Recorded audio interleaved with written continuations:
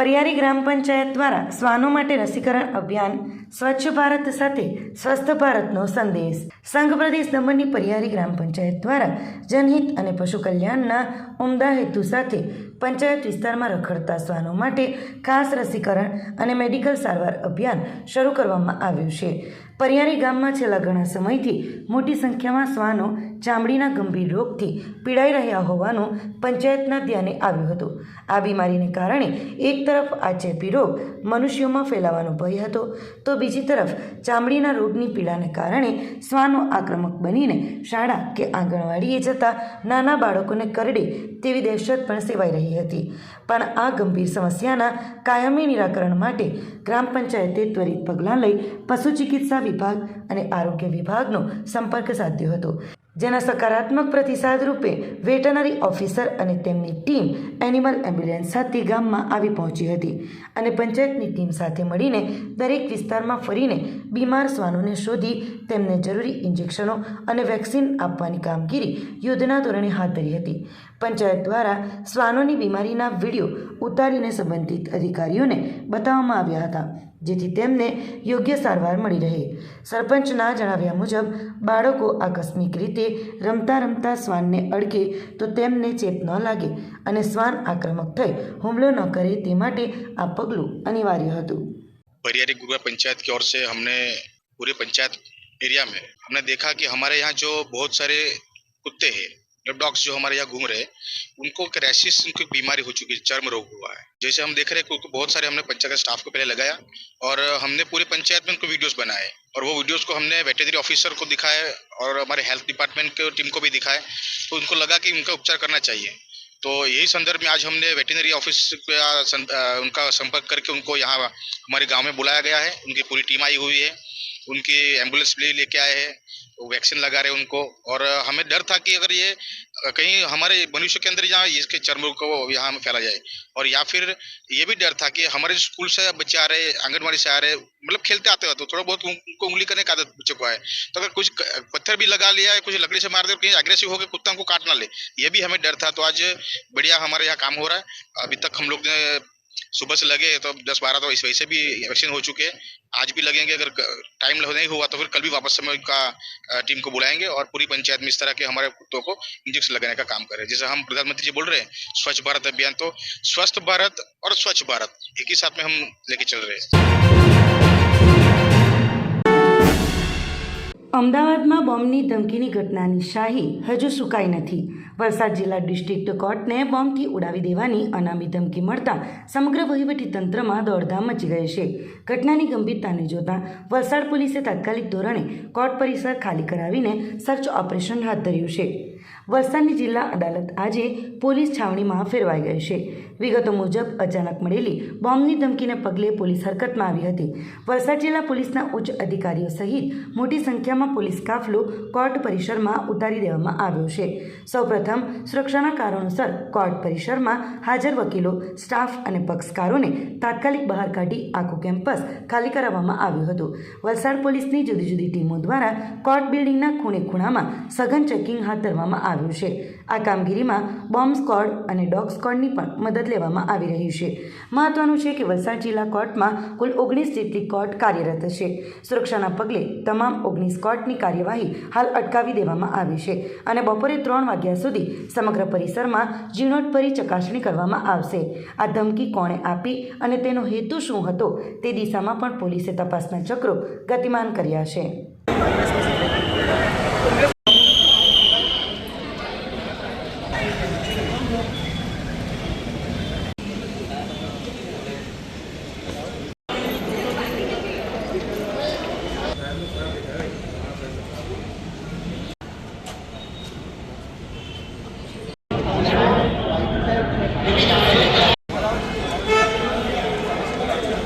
Bomb સ્ક્વોડની team દ્વારા છે અહીંયા ચકાસણી કરવામાં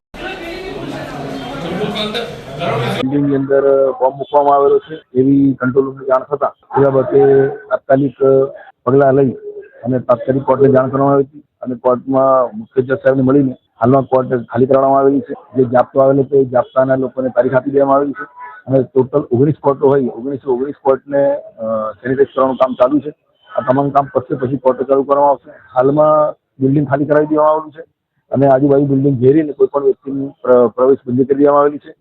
વાહનો ધીરે ધીરે બહાર કાઢવામાં આવી રહ્યા છે અને બીડીએસ ટીમ દ્વારા હાલમાં ચકાસણી ચાલુ છે. હાલમાં બીડીએસ ટીમને બોલાવવામાં આવી છે અને એસઓજી તેમજ એલસીબીની ટીમ પણ કામમાં લાગેલી છે. એમની કામગીરી હાલમાં 3 વાગે શરૂ કરવામાં આવી છે અને જો આ ટાઈમ વધશે તો પછી આજની કામગીરી સ્થગિત રહેશે. ઈમેલ આવેલો હતો, ઈમેલમાં એવું જણાવેલું હતું કે કોર્ટ બિલ્ડિંગમાં બોમ્બ મૂકવામાં આવેલો છે, એ આધારે કામગીરી હાલમાં ચાલી રહી છે. એમાં એક જ અપીલ છે કે જેની આજની કોર્ટમાં મુદત હોય એ અહીંયા આવે નહીં અને જો આવી ગયા હોય તો એ લોકો તાત્કાલિક કોર્ટ છોડી દે, આ કેમ્પસ છોડી દે, એ અપીલ કરવામાં આવે. પારનેરા પાટીમાં નહેર વિભાગની લાલિયાવાડી ખેતરો બેટમાં ફેરવાતા ટામેટાના પાકને શોધ વળ્યો. ખેડૂતોમાં ભારે રોષ. વલસાડ જિલ્લાના પારનેરા પાટી ગામના સરોદી ફળિયામાં નહેર વિભાગની ઘોર બેદરકારીને કારણે ખેડૂતોને રાતા પાણીએ રોવાનો વારો આવ્યો છે. રેલવે લાઇનની બાજુમાં આવેલી નહેર અચાનક ઓવરફ્લો થતાં સ્થાનિક ખેડૂતોના ખેતરોમાં કેળ સમાન પાણી ભરાઈ ગયા હતા, જેના કારણે તેમણે ડ્રીપ ઇરિગેશન પદ્ધતિથી અને ભારે જહેમતથી તૈયાર કરેલો પાક સંપૂર્ણપણે નિષ્ફળ ગયો છે. પીડિત ખેડૂતોના જણાવ્યા અનુસાર તેમના 50-55 વર્ષના જીવનમાં નહેરનું પાણી આટલી મોટી માત્રામાં ખેતરમાં ઘૂસી આવ્યું હોય તેવી આ પ્રથમ ઘટના છે. નહેર ખાતા દ્વારા કોઈપણ પૂર્વ ચેતવણી કે આગોતરી જાણ કર્યા વિના રાત્રિના સમયે પાણી છોડી દેવાતા તેમનું ખેતર જાણે તળાવમાં ફેરવાઈ ગયું છે. આ પાણીના પ્રવાહમાં મૂંગી દાટ ડ્રીપ સિસ્ટમ તણાઈને વેરવિખેર થઈ ગયો છે અને ટામેટાના હજારો છોડવાઓ પાણીમાં ગરકાવ થઈ જતાં આશરે 1.5 થી 2 લાખ રૂપિયાની આવકનું નુકસાન થયું છે, જેના કારણે ખેડૂતોની આર્થિક સ્થિતિ કફોડી બની છે.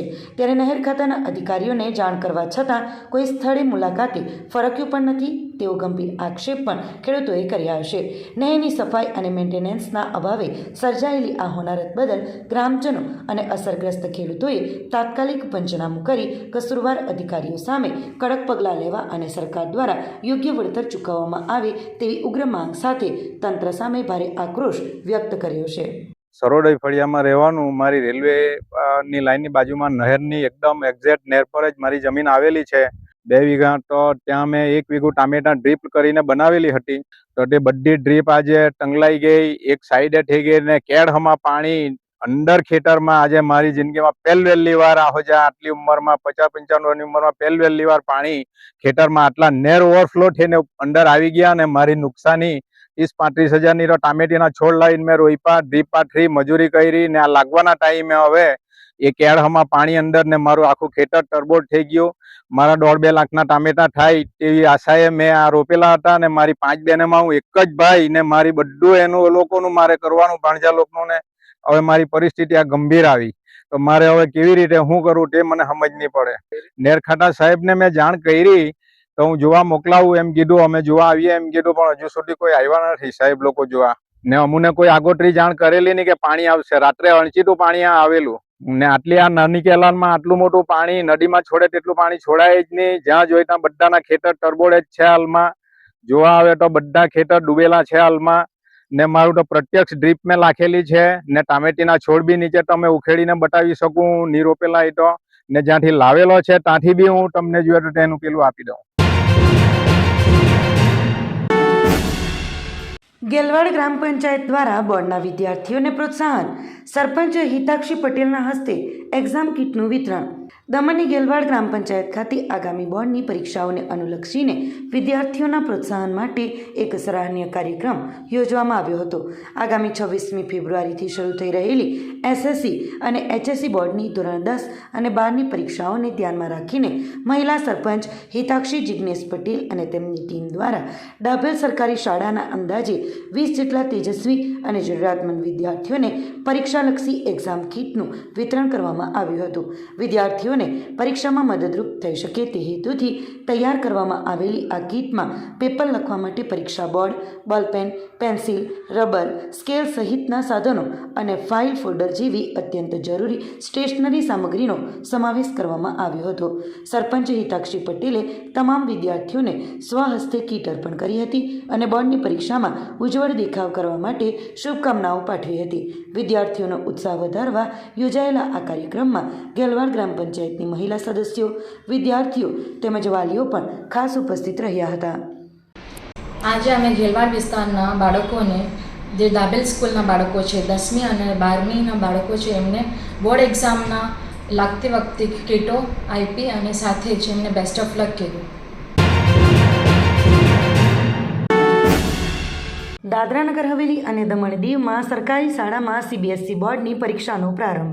દાદરા નગર હવેલી અને દમણ દીવના પ્રશાસકના માર્ગદર્શનમાં સંઘ પ્રદેશની સરકારી શાળામાં ભણતા વિદ્યાર્થીઓને રાષ્ટ્રીય સ્તરની વિવિધ પરીક્ષાઓમાં સફળતા પ્રાપ્ત કરવા માટે અને મુખ્ય ધારામાં લાવવા માટે સંઘ પ્રદેશમાં અંગ્રેજી અને હિન્દી માધ્યમની દરેક શાળાઓમાં શૈક્ષણિક વર્ષ 2024-25થી સીબીએસઈ બોર્ડ સાથે સંલગ્ન કરવામાં આવેલું છે.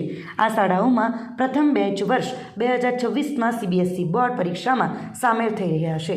ધોરણ 10ની બોર્ડની પરીક્ષા 17મી ફેબ્રુઆરીથી પ્રારંભ થઈ રહી છે અને આ વર્ષે પ્રદેશની કુલ 16 સરકારી શાળા અંગ્રેજી અને હિન્દી મીડિયમના 3206 વિદ્યાર્થીઓ પરીક્ષામાં સામેલ થશે. પરીક્ષા સંચાલન માટે કુલ 13 પરીક્ષા કેન્દ્રો દાદરાનગર હવેલી અને દમણ દીવમાં નિર્ધારિત કરવામાં આવ્યા છે. આ પરીક્ષા 17મી ફેબ્રુઆરીથી શરૂ થઈ 7 માર્ચના રોજ પૂરી થશે. આ પરીક્ષા ગણિત, અંગ્રેજી, વિજ્ઞાન, હિન્દી અને સામાજિક વિજ્ઞાન વગેરે વિષયો માટે થશે. આ અવસરે સરકારી શાળાઓ માટે ઐતિહાસિક અને ગૌરવપૂર્ણ છે. શિક્ષણ વિભાગ દ્વારા પરીક્ષાના સફળ સંચાલન માટે દરેક આવશ્યક વ્યવસ્થાઓ સુનિશ્ચિત કરવામાં આવી છે. આ અવસરે પ્રશાસન દ્વારા દરેક વિદ્યાર્થીઓને શુભકામના અને ઉજ્જવળ ભવિષ્યની શુભકામના આપી છે. જિલ્લા પંચાયત સીઈઓ અરુણ ગુપ્તાએ વિદ્યાર્થીઓને ગુલાબનું ફૂલ, બોલપેન અને ચોકલેટ આપી સ્વાગત કરી શુભકામના આપી હતી.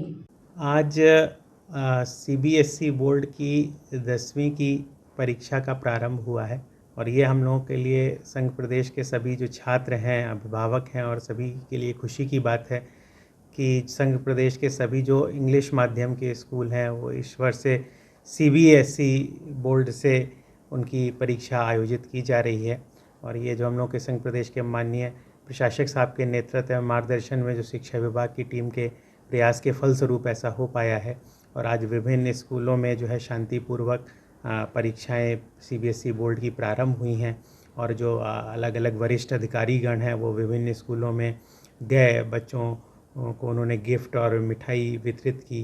हम स्वयं भी लाइन्स इंग्लिश स्कूल जो साइली सिलवासा में गए और वहाँ पर बच्चों को शुभकामनाएँ, मिठाई एवं उपहार भेंट करके उनको शुभकामनाएँ दी.